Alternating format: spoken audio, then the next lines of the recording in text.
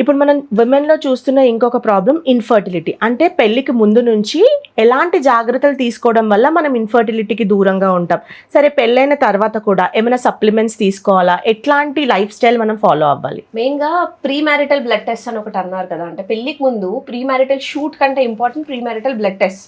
అంటే మనం బేసికల్ ఇప్పుడు మేనరిక పెళ్లిలో థాలసీమియాకి, సికిల్ సెల్ అనిమియాకి వీటికి ఖచ్చితంగా టెస్టులు చేసుకోవడం, లేదా వైరల్ ఇన్ఫెక్షన్ అంటే హెచ్ఐవి, హెచ్సివి, హెపటైటిస్ బి, ఈ వైరల్ ఇన్ఫెక్షన్స్కి ముందుగానే మనం స్క్రీన్ చేసుకోవడం, లేదా RH and blood grouping compatibility, chronic infections ఏమైనా ఉన్నాయి వాటి గురించి డయాగ్నోస్ చేయాలి అంటే CBP, liver test, kidney function test, ఇవి చేసుకోవడం వల్ల బేసికలీ మనం పెళ్లి చేసుకునే వాళ్ళ హెల్త్ లేదా మన హెల్త్ ఎలా ఉంది అనేది ఒక ఐడియా వస్తుంది.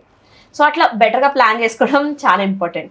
అండ్ ఇన్ఫర్టిలిటీ ఇప్పుడైతే చాలా మేజర్ ప్రాబ్లం. మెయిన్గా ఏంటంటే లేట్ మ్యారేజెస్ వల్ల, ఉన్న స్ట్రెస్ వల్ల, డైట్ వల్ల, ఒబేసిటీ వల్ల, సో ఈ అన్ని ఫ్యాక్టర్స్ ఇన్ఫర్టిలిటీకి దారితీస్తాయి మెయిన్గా.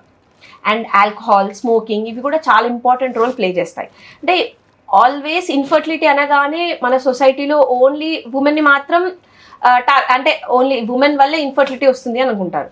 లేదు, మెన్లో కూడా ఈక్వల్లీ ఇంపార్టెంట్. వాళ్ళకి స్ట్రెస్ ఫ్యాక్టర్స్ తక్కువ ఉండడం, అదే స్ట్రెస్ మెయింటైన్ చేయడం, వాళ్ళ లైఫ్ స్టైల్, స్లీప్, అండ్ వాళ్ళకున్న హ్యాబిట్స్ లైక్ ఆల్కహాల్ కానీ, స్మోకింగ్ కానీ, అండ్ వాళ్ళ ఏజ్ కూడా ఇంపార్టెంట్. అంటే బెటర్ స్పర్మ్ క్వాలిటీకి వాళ్ళ ఏజ్ కూడా ఇంపార్టెంట్. సో ఓవరాల్గా women and men equal role ఉంటుంది. బట్ మన సొసైటీ ప్రకారం ఎలా ఉంటారంటే ఓన్లీ ఉమెన్ని ఎక్కువ దాన్ని టార్గెట్ చేస్తుంటారు.